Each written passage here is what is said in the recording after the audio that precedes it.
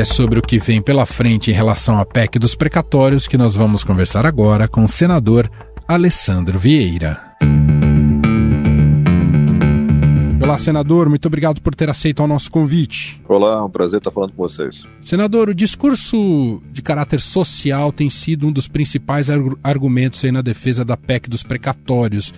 E aí eu queria te ouvir, isso é mais uma muleta ou faz sentido, senador? Não faz nenhum sentido, não existe necessidade desse tipo de alteração na Constituição para garantir o programa de transferência de renda. O que de fato existe é uma tentativa por parte do governo e do Centrão de se mexer no teto de gastos para poder abrir mais espaço para emendas, especialmente as emendas RP9, emendas do relator, e outras providências que têm caráter mais eleitoreiro em determinados ministérios. Nós temos que resistir, e a nossa expectativa aqui no Senado é de resistir a esse tipo de mudança. Por falar nessa resistência, a tendência é que isso seja analisado primeiramente na CCJ antes do plenário, senador? Acredito que vai passar pelo menos pela CCJ. O presidente da Casa, Rodrigo Pacheco, já sinalizou em mais de uma oportunidade que não deve dar nenhum tipo de tramitação demasiadamente acelerada. O debate tem que ser feito, debate profundo. Nós temos alternativas já apresentadas de PECs ou de leis que atendem à necessidade do momento. E é importante demais que a gente faça a discussão responsável sobre todos os aspectos. Responsabilidade social, mas também responsabilidade fiscal. Senador, há também uma perspectiva de como o mercado olha para isso, né? E o mercado vinha até com um discurso bastante alinhado com, né, o compromisso com a responsabilidade com as contas públicas. Mas até em apuração aqui do Estadão, da repórter Adriana Fernandes, esse mercado agora entende que é melhor ter a PEC do que sem ela. Esse tipo de lobby vai ter força dentro do Senado? Não, acredito que a percepção de responsabilidade fiscal deve prevalecer no Senado. A gente sabe que o mercado precifica tudo, então ele já precificou esse risco populista de quebra de teto. Através de um destaque do Partido Novo foi possível retirar um dos problemas da PEC, que era o afastamento da regra de ouro, mas ainda assim é uma peça legislativa de má qualidade, que não atende à necessidade real e que prejudica, sob todos os aspectos, a economia brasileira. Acho que o Senado vai fazer o seu dever de casa e apresentar uma solução tecnicamente mais bem feita. Quando o senhor fala em solução, senador, é buscar um texto melhor ou conseguir barrar a PEC dos precatórios? Qual que é a sua perspectiva? Existe possibilidade de aprovação de algum texto alternativo. Vamos colocar objetivamente. Nós temos dois problemas colocados na mesa. O primeiro deles é um volume de precatórios acima da média histórica.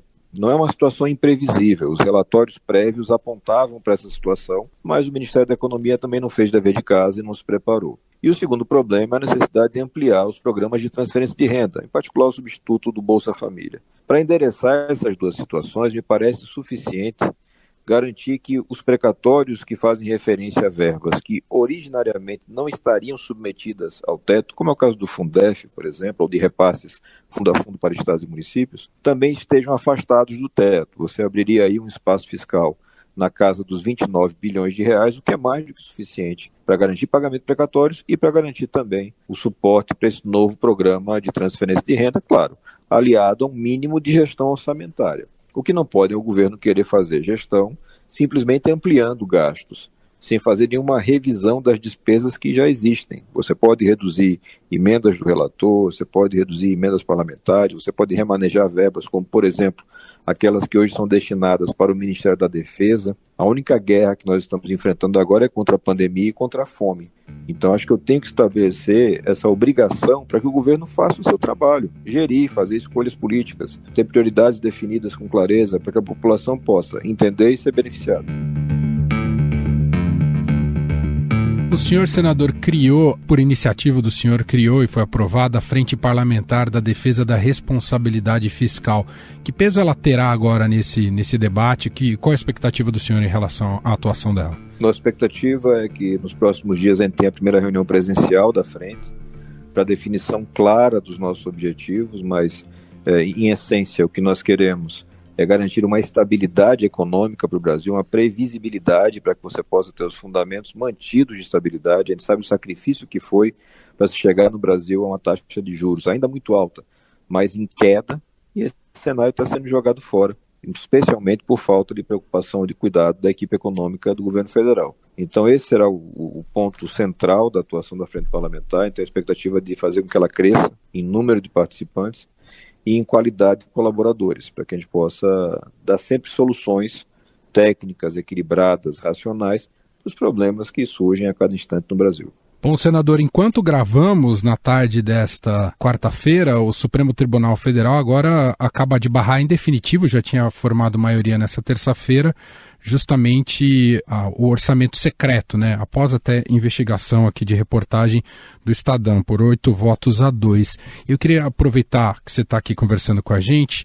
Essa decisão do STF, do Supremo, ela tem potencial de acabar em definitivo com o mecanismo de compra de apoio do Legislativo por manejo do orçamento, ou se encontrará novas brechas para que essa lógica tão perversa continue atuando na política brasileira, senador? Não, a decisão foi proferida em ações, uma delas do Cidadania, com atuação direta do nosso gabinete. Essas decisões não vão ter a possibilidade de acabar com esse escambo de emendas de valores em troca de votos. O que se vai fazer é garantir transparência nessa relação, para que você possa ter a atuação dos órgãos de controle, mas também do controle social. O eleitor tem que saber o que o parlamentar está fazendo aqui em Brasília e que tipo de troca existe entre o parlamentar e o governo federal.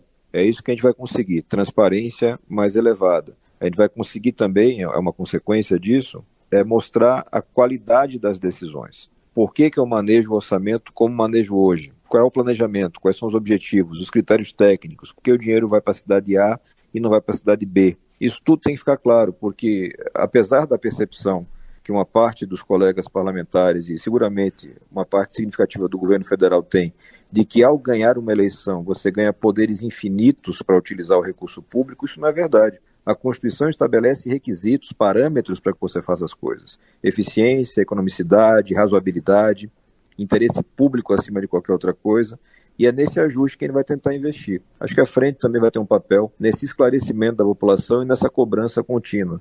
Vai ser uma luta eterna, você tentar garantir que a boa política seja executada através da negociação de projetos e não na negociação de verbas e votos. É importante o senhor dizer isso, senador, quer dizer, a emenda em si não é um mal em si, pensar em emendas, né? Até para que os parlamentares tenham essa possibilidade também de poder destinar para o local onde os eleitores, a maior parte dos eleitores o elegeram. A questão são os critérios, a maneira como isso foi colocado, não é? O rebaixamento da qualidade do orçamento.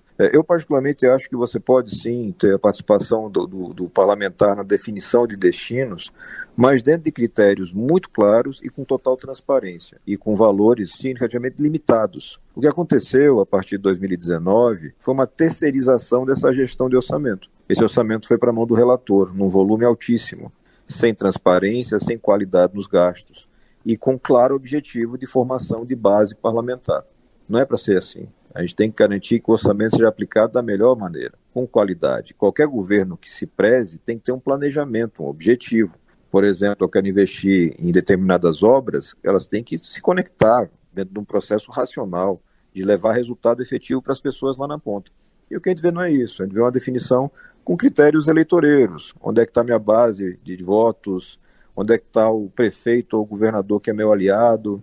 Onde é que tem, e aí é o pior dos casos, o empresário ou o político corrupto que vai fazer uma devolução de valores para o parlamentar que fez a indicação? Isso tudo tem que acabar e o melhor remédio, ou pelo menos o caminho para tornar isso mais viável, é transparência total. A decisão do Supremo, senador, esvazia e isola ainda mais o governo federal e também até a autoridade do presidente da Câmara, Arthur Lira? Esvazia o poder de fogo para barganhas do presidente da Câmara e do presidente do Senado, porque a gente tem que recordar que os valores são divididos, né? Um valor em torno de 16 bilhões de reais, onde você tem pelo menos 6 bilhões reservados para o Senado e 10 bilhões reservados para a Câmara dos Deputados. Esses terão seu poder reduzido ao tamanho correto. Eles são presidentes de casas legislativas, eles não são gestores de orçamento, eles não fazem parte do executivo. Por outro lado, você aumenta o potencial de gestão do governo federal. Então, quem está vendo esse movimento todo como se fosse um ataque da oposição contra o governo, não é. É um ataque de um grupo de parlamentares responsáveis contra a irresponsabilidade, a falta de transparência e a corrupção. Se fizer bem seu trabalho, o governo vai ter mais mecanismos agora para atender às necessidades dos brasileiros na ponta. Os recursos devem voltar para o marcador RP2, que é a despesa discricionária do Executivo. E aí você pode, é muito provável que volte a ter negociação por base parlamentar, mas isso tudo vai acontecer com muito mais transparência e com cobrança clara. Não vai dar para fingir que não faz parte disso. Senador, só para concluir aqui a nossa entrevista, eu queria voltar ao início da nossa conversa e te ouvir novamente, porque pode haver aí um terrorismo narrativo no sentido de sem a PEC dos precatórios, agora que não tem Bolsa Família, muita gente vai ficar desassistida no Brasil. E aí te ouvir, é possível criar um novo programa social sem a PEC dos precatórios, senador? Sim, é possível. A gente está em plena discussão do orçamento. Você tem condições de fazer um remanejamento orçamentário. É o que uma gestão responsável deve fazer. A gente tem que lembrar que o orçamento do Brasil está previsto na casa dos 4,3 trilhões de reais. E que o programa de transferência, mesmo um programa mais ambicioso, vai estar na casa de 80, 70 bilhões de reais. Então a gente está falando de uma coisa em torno de 1,5% a 2% do orçamento geral. Não é possível que um gestor responsável e inteligente não consiga remanejar e chegar naquilo que é prioritário hoje, que é atendimento às pessoas que estão passando pelo constrangimento da fome, da miséria. Então não é verdade que você precisa romper teto, não é verdade que você precisa de uma PEC para poder pagar o novo auxílio, mas você precisa sim de gestão econômica responsável e de muita vontade política, coisas que o governo não tem mostrado. Muito bem, esse é o senador Alessandro Vieira, do Cidadania do Sergipe, gentilmente aqui atendendo a nossa reportagem. Muito obrigado, viu, senador? Eu que agradeço pelo espaço, um abraço para todos.